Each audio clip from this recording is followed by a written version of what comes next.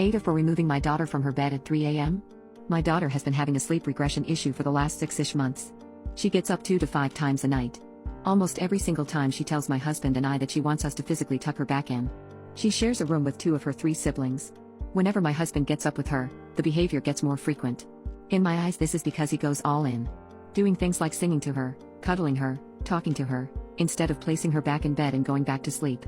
She basically gets a ton of attention with him at night and it makes her get up more. I've tried to explain this to him but he dismisses it, so I usually get up with her to try to curb the behavior by giving minimal feedback and just putting her back in bed. My daughter came to me at almost 3 a.m. and asked me to cover her back up. I was admittedly short and irritated. I took her back to her room and told her she is a big enough girl to cover herself with blankets. We practiced this and talked about it so it wasn't like I was expecting her to do it herself out of the blue. She refused. So I told her good night. She began full-on screaming at the top of her lungs and crying. I tell her that I'm going to count to 3 and she can either stop screaming or we can